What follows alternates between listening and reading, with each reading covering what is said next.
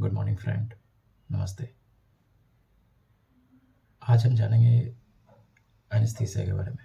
Anaesthesia क्या है, लोगों को एनेस्थीसिया के बारे में क्या जानना चाहिए, एनेस्थीसिया कैसे दिया जाता है और एनेस्थीसिया से रिलेटेड आम लोगों के मन में जो कुछ भ्रम है, कुछ डर है, उनको दूर करने की कोशिश करूँगा।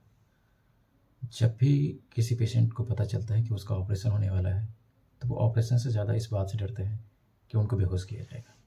तो मैं आपको बता दूं कि बेहोशी से डरने की कोई ज़रूरत नहीं है, ऐसे दिया जाता है।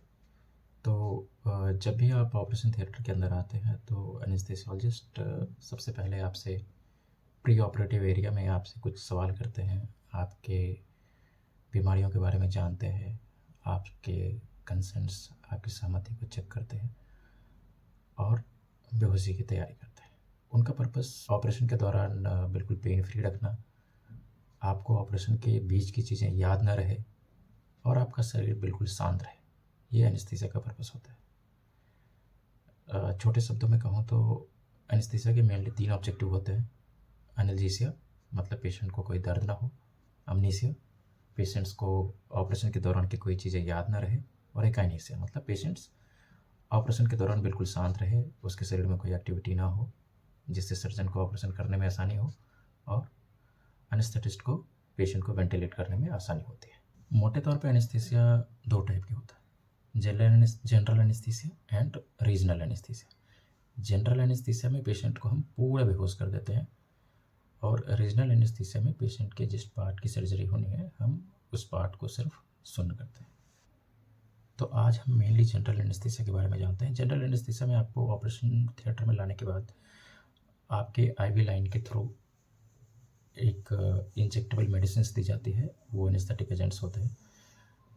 आईवी एनेस्थेटिक आपके बॉडी में जाने के कुछ ही सेकंड्स में आप बेहोश हो जाते हैं और आप गहरी नींद में चले जाते हैं। उसके बाद डॉक्टर्स और एनेस्थीसिया टेक्नीशियन की टीम आपके बॉडी के ऊपर बहुत सारे मॉनिटर्स अटैच करते हैं जो आपका blood pressure, heart rate, saturation, oxygen level, आपकी बॉडी में CO2 के लेवल, कार्बन डाइऑक्साइड का लेवल, इन सारी चीज़ों को चेक करने के लिए वो अलग अलग मॉनिटर्स अटैच करते हैं और सर्जन पेशेंट्स को ऑपरेट करते हैं।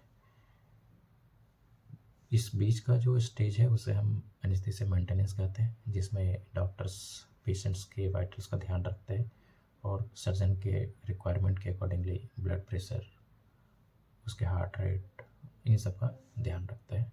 और सबसे एंड का स्टेज है जिसे हम रिवर्सल कहते हैं। इसमें हम पेशेंट्स को बेहोशी से बाहर लाते हैं। बेहोशी से बाहर लाने की प्रक्रिया बहुत सिंपल है।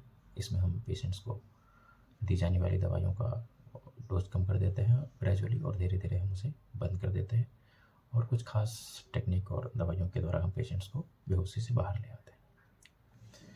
बेहोशी से बाहर आने के बाद पेशेंट कुछ समय तक ऐसा महसूस करता है जैसे वो गहरी नींद से जगा हो। उसे वॉमिटिंग की सेंसेशन हो सकती है, हल्का हेडेक हो सकता है, थोड़ी एंजाइटी और रेस्टलेसनेस हो सकती है, बट ये कुछ ही मिनटों में या कुछ ही घंटों में ये सब चीज़ें बिल्कुल ठीक हो जाती है और पेशेंट अपने पहले वाली अवस्था में आ जाते हैं।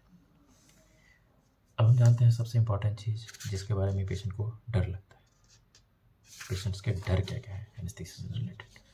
तो पेशेंट का सबसे बड़ा डर ये होता है कि कहीं उसे दर्द तो नहीं होगा। तो आप ध्यान रखें कि एनेस्थीसिया का पर्पस ही बेसिकली ये है कि पेशेंट को ऑपरेशन के दौरान कोई दर्द ना हो। इसके लिए वो एक बहुत ही स्ट्रॉन्ग एनाल्जेसिक मेडिसिन, दर्द की जो दवाइयाँ होती है वो देते हैं और इस पेशेंट्स को दर्द नहीं होता, आपको कुछ इसका एहसास नहीं होगा, कोई दर्द नहीं होगा। दूसरा डर पेशेंट्स के मन में ये होता है कि कहीं मुझे बीच की चीज़ें याद तो नहीं होएगी, मुझे कोई आवाज़ तो नहीं आएगी। तो आप इस चीज़ से निश्चिंत रहें।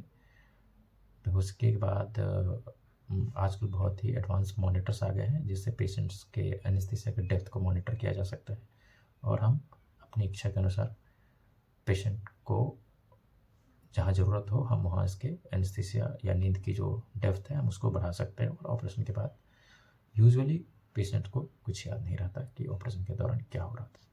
ऑपरेशन के दौरान दी गई बेहोशी से बाहर कितनी देर में आएंगे?